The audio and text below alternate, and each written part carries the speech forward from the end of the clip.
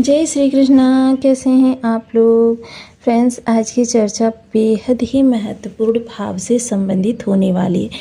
देखिए, इस समय हम चर्चा भाव की भी करते हैं और भाव में बैठे हुए ग्रह की भी और भावपति की भी, ताकि चीज़ें गोचर में एक्चुअल स्थिति में किस प्रकार से निकल कर आ रही हैं उस विषय पर चर्चा करने जा रहे हैं। राहु का जो ये शतभिषा में नक्षत्र है वो लगभग अपनी समाप्ति की ओर अग्रसर है। इसीलिए हम राहु से संबंधित, क्योंकि राहु अब शतभिषा नक्षत्र को शीघ्र ही छोड़ने जा रहे हैं। शतभिषा नक्षत्र को छोड़कर ये शीघ्र ही धनिष्ठा नक्षत्र में गोचर करते हुए देखे जाएंगे।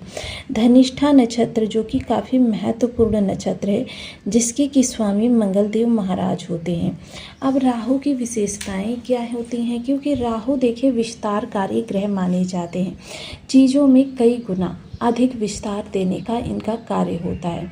लेकिन ये विस्तार अगर देखा जाए तो नेगेटिव रूप से अगर देखें तो ये आपके पतन को बढ़ाता है। पतन किस तरीके से होता है, पहले तो ग्रह निगेटिव किस तरीके से होता है। देखिए, कुछ लोगों के तो जन्म के समय ग्रह की ऊर्जा ही पृथ्वी पर खराब पड़ रही होती है, तो जन्मजात उनकी कुंडली में ग्रह खराब बैठा हुआ होता है। और कुछ लोग देखिए, कुछ ऐसे कार्य हैं जिनको करके अपने राहु को खराब कर लेते हैं। सबसे पहले वाणी के द्वारा अपशब्दों का प्रयोग। ये देखिए, प्रेमवश आप किसी से वार्तालाप कर रहे हैं, उसमें अपशब्दों का प्रयोग कर रहे हैं, या फिर आप क्रोधवश किसी के साथ वार्तालाप कर रहे हैं और उसमें अपशब्दों का प्रयोग कर रहे हैं। दोनों ही स्थितियाँ राहु को खराब करती हैं। इसके अतिरिक्त देखिए, खान पान में अनियमितता और असीमितता, ये दोनों ही राहु को खराब करती हैं। किसी की निंदा करना, किसी की चुगली करना, किसी के हक का हनन करना, किसी को उसके पद से गिराना, ये सारी चीज़ें होती हैं, ये निगेटिव राहु को एक्टिवेट करती हैं।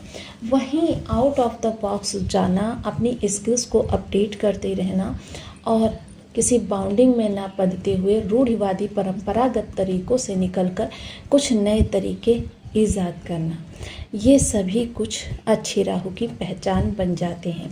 और अच्छा राहु देखिए, अच्छा राहु सब कुछ दे सकने में समर्थ होता है।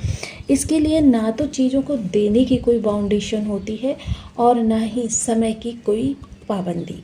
ये आपको चुटकियों में बहुत ज़्यादा, इतना ज़्यादा दे सकता है जितना अन्य ग्रह आपसे वर्षों मेहनत करवाने के बाद प्रदान करते हैं।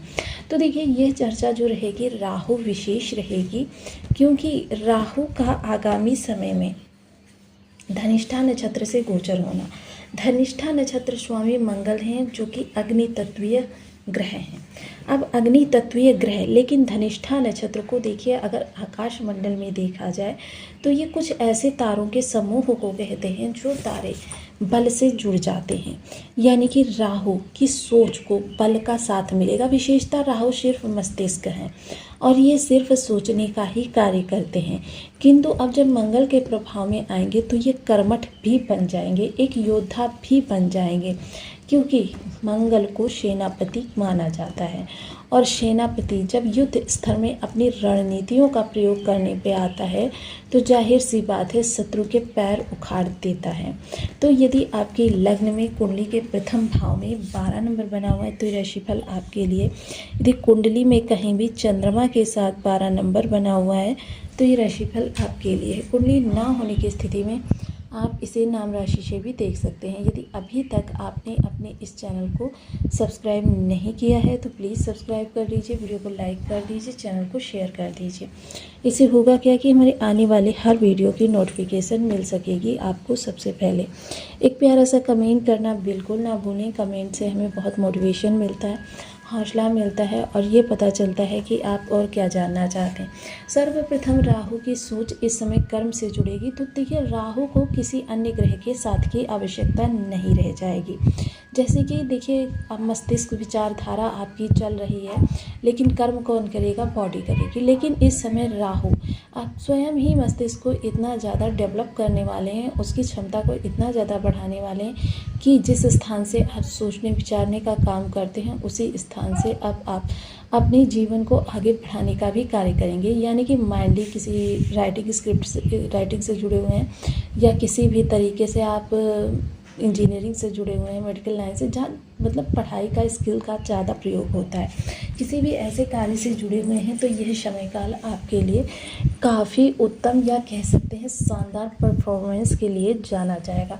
द्वादश स्थान का राहु, देखिए मंगल का प्रभाव आ गया, तो ये आपके खर्चों में असंतुलन उत्पन्न करेगा और इसको सुनिश्चित करने के लिए आपको थोड़ा सा निवेश भी परेशान करेंगे, क्योंकि पिछले समय में किए गए निवेश अब आपको थोड़ा सा जोखिम भरा कार्य करने के लिए विवश कर सकते हैं। हालांकि यह समय जो रहेगा वो आपकी नई उपलब्धियों का रहेगा, नए कीर्तिमान का रहेगा, क्योंकि राहु की विशेषता ये है कि राहु आपको सबसे अलग कार्य करने के लिए बताते हैं। अब मान लीजिए सभी लोग पूर्व दिशा में जा रहे हैं, अब पूर्व दिशा में जाने वाले लोगों की संख्या 10 है और पूर्व दिशा से निकलने वाला लाभ 1000 रुपये है, तो ऐसी स्थिति में क्या होगा, प्रत्येक व्यक्ति को 100 रुपये ही प्राप्त होगा, लेकिन पश्चिम दिशा में भी लाभ जो है 1000 रुपये है और इन 10 लोगों से छूटकर एक व्यक्ति जो है लाभ स्थान पर पहुंच जाता है। तो ऐसी स्थिति में क्या होता है, उसके लाभ में वृद्धि होती है, यानी कि उसको 1000 रुपये पूरे लाभ मिल जाता है और परिश्रम भी काफ़ी कम करना पड़ता है। वहीं कुछ खर्चों की अगर स्थिति को देखें, सबसे पहले तो विदेश से जुड़े हुए काम, हालांकि थोड़ा सा श्रम बढ़ा हुआ रहेगा, लेकिन इस समय पूर्णतः फलीभूत होते हुए देखे जाएंगे। पंचम दृष्टि जो आपके सुख स्थान पर जा रही है, तो यह दृष्टि भूमि भवन वाहन के लिए बहुत उत्तम मानी जाती है। इस समय भूमि भवन वाहन के रेट या तो बढ़ सकते हैं या फिर जिस किसी की रिक्वायरमेंट बहुत ज़्यादा है तो वो आपकी मुहमांगी रकम देकर आपसे चीज़ों को अपना कर लेना चाहेगा। थोड़ा सा यहाँ पर अगर आपके घर में कोई किशोर अवस्था के बच्चे हैं, उन पर आपको थोड़ा सा अतिरिक्त ध्यान देने की आवश्यकता रहने वाली है। माता का स्वास्थ्य, सहयोग और माता की दी गई शिक्षा इस समय आपके लिए एक संबल के समान कार्य करती हुई देखी जाएंगी। सप्तम दृष्टि जो षष्ठ स्थान पर जाएगी, षष्ठ स्थान काफ़ी महत्वपूर्ण भाव होता है। षष्ठ स्थान आपकी शत्रुता को रिप्रेजेंट करता है, तो जाहिर सी बात है मंगल और राहु दोनों का प्रभाव इस स्थान पर रहेगा, तो आपकी जो अवॉइड होने वाली शत्रुता है, उस शत्रुता को ये आपके लिए मित्रता में भी बदल सकते हैं। और हालांकि यहाँ पर आपको थोड़ा सा धैर्य का दामन थामे रखना है, क्योंकि स्थितियाँ आक्रामक स्थिति पर भी पहुँच सकती हैं यदि थोड़ा सा भी आपने धैर्य का साथ छोड़ा। तो इस समय जितना संभव हो गए धैर्यवान बने रहें। कंपटीटर के लिए कहूँ तो इस समय कंप्यूटर को काम करने वाले लोगों को उनके ही सहयोगी चारों खानों से घेरते हुए देखे जाएंगे। चीज़ें आपके लिए बेशक थोड़ी सी अतिरिक्त तो हों, लेकिन बहुत ज़्यादा विस्तारपूर्ण प्रभाव देने वाली भी जानी जाती हैं। वहीं यदि इनकी हम यहाँ पर अष्टम दृष्टि की चर्चा करें, तो अष्टम दृष्टि शुक्र के घर पर जा रही है। शुक्र जो कि बैलेंस की राशि यहाँ पर दिखाई दे रही है। अब बैलेंस की राशि में जब राहु का प्रभाव रहेगा, मंगल का साथ लिए हुए, तो सबसे पहले तो आप लोग थोड़ा सा चोट चपेट को लेकर सावधान रहें। बहुत ज़्यादा चोट चपेट से आहत होना आपके लिए बहुत ही ज़्यादा आघात भरा रह सकता है, तो इसलिए जितना संभव हो सके किस व्यर्थ के विवाद में उलझना या फिर बाहर चलते वक्त लापरवाही से चलना, दोनों ही स्थितियां आपके लिए थोड़े से कष्टों को बढ़ा सकती हैं। वहीं यदि चर्चा की जाए आपके जीवन साथी के पद प्रमोशन की चर्चा, वेतन वृद्धि की चर्चा, तो ये सारी चीज़ें देखिए उनकी स्किल्स के आधार पर होती हुई तो देखी जाएंगी, लेकिन आपको थोड़ा सा यहाँ इस चीज़ का भी विशेष ध्यान रखना है कि इस समय पर आपके जीवन साथी की वाणी थोड़ी सी गर्वित होने वाली है, थोड़ी सी दम्भी होने वाली है, जिसके लिए अगर आप कोई अन्य प्रयास नहीं कर सकते तो इतना तो प्रयास कर ही सकते हैं कि आप धैर्य का बिल्कुल साथ ना छोड़ें, क्योंकि चीज़ें थोड़ी सी कटु भी इस दौरान होती हुई देखी जाएंगी। तो इसलिए जितना संभव हो सके आप अपने आप को धैर्य से आगे बढ़ाएं। विशेषता उन लोगों की जो लोग किसी भी तरीके से अपनी इनकम को बढ़ाने के लिए प्रयासरत थे या इनकम बढ़ी हुई थी उसको और विस्तार में ले जाने के लिए प्रयासरत थे। तो ये दोनों ही सिचुएशन जो हैं वो आपके लिए काफ़ी लाभकारी रहती हुई देखी जाएंगी। आपको थोड़ा सा इस समय पर क्या होगा कि चीज़ों को बारीकी से समझना होगा। जितनी ज़्यादा बारीकी से समझेंगे उतना ही आपके लिए राहु अच्छा करते हुए देखे जाएंगे।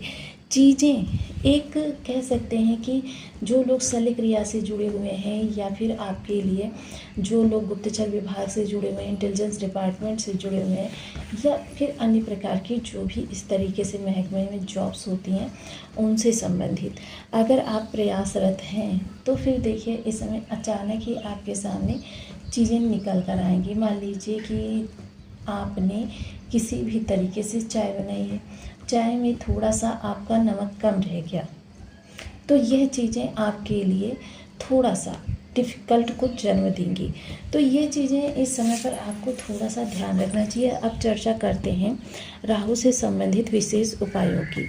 राहु से संबंधित उपाय देखिए, जब भी आप राहु से संबंधित उपाय करें एक चीज़ का विशेष ध्यान रखें कि संकल्प अवश्य करें। ब्रह्मांड को बताएं अपनी जिज्ञासा। किसी भी विशेष उपाय को जब आप करते हैं तो आपको ब्रह्मांड को बताना पड़ता है किस कार्य के लिए कौन सा उपाय आप कर रहे हैं और आपको किस चीज़ की अभिष्ट चाहिए।